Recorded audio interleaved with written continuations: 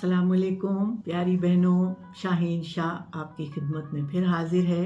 आज मैं जिस टॉपिक पर बात करने लगी हूँ वो ये है कि जो ही रमज़ान शरीफ का महीना शुरू होता है हमारे यहाँ अफ्तारियों का सिलसिला भी शुरू हो जाता है और कभी एक के घर कभी दूसरे के घर, वन आफ्टर दी अदर हमारी मसरूफियात किसी और तरफ ही ज्यादा हो जाती हैं। जबकि ये मुबारक महीना अल्लाह की रहमतों को समेटने का, अल्लाह की खुशनुदी हासिल करने का होता है।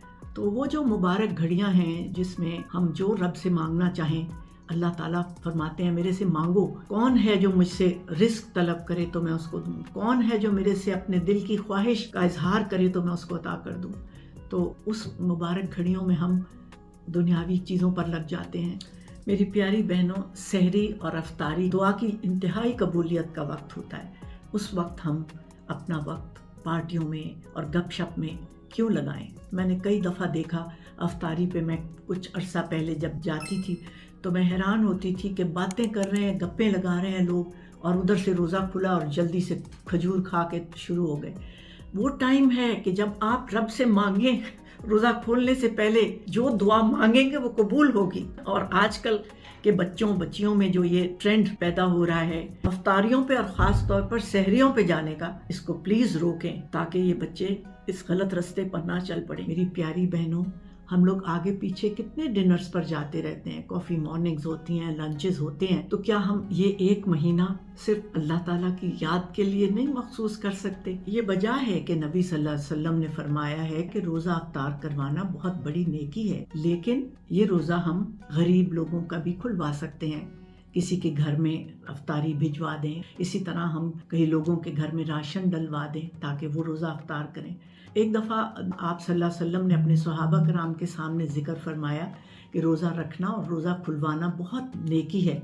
तो सहाबा कराम ने अर्ज़ की कि या रसूल अल्लाह सल्लल्लाहु अलैहि वसल्लम, हमारे पास तो अपने खाने के लिए भी इतना कम होता है तो हम लोगों का अफ्तार कैसे कराएं?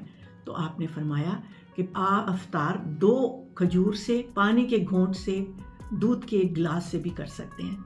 यानी उस ज़माने में जो कुछ भी आपको मुयस्सर था उसका जिक्र आपने फरमाया। तो इसलिए आप रमज़ान शरीफ जब शुरू होने लगता है, काफ़ी सारी खजूरें, जितनी आपकी हैसियत हो, 10 किलो 20 किलो जितना भी आप चाहें वो लेके उनके पैकेट्स बनाएं छोटे छोटे, और वो बना के जो राशन लोगों को भेजना है या वैसे भी राह जाते लोगों को भी किसी वक्त घर से निकले वो पैकेट लोगों को देते रहें ताकि जो जो भी रोज़ा उससे खोले उसका सवाब आपको, वो पूरा रोज़ा खुलवाने के बराबर सवाब फरमाया आपने। अपनी बड़ी बड़ी अफ्तारियों पर पैसे लगाने की बजाय किसी गरीब लोगों की सहरी और अफ्तारी के लिए पैसे दें, उनके घरों में राशन भिजवाएं ताकि उनकी ज़िंदगी आसान हो, वो बेहद दुआएं दें। मेरी प्यारी बहनों, अगर हम लोगों का अफ्तार पार्टी ना भी करें तो हम अपने घर में हर वक्त क्या चीज़ें फ्राई करनी है, क्या नई नई डिश बनाने हैं, हमारी सारी तवज्जो खाने पीने पर होती है। इसकी बजाय ये देखना चाहिए कि हमें क्या क्या दुआएं पढ़नी है, क्या क्या अच्छे अमाल करने हैं, क्या क्या अल्लाह के अज़कार करने हैं, कुरान पाक अहादीस का कैसे मुतालिया करना है। ऑनलाइन यूट्यूब पे रेसिपीज देखने की बजाय अपना दिल अल्लाह के कलाम पढ़ने, उसके जिक्र करने में लगाएं। मेरी प्यारी बहनों, अपने आप को भी और अपने घर वालों को, बच्चों को भी समझाएं कि बेटा सारा साल आप लोग अच्छी चीज़ें खाते हैं, बाहर सैरें करते हैं, रेस्टोरेंट्स में जाते हैं, लेकिन ये महीना अल्लाह की याद के लिए वक्फ करें।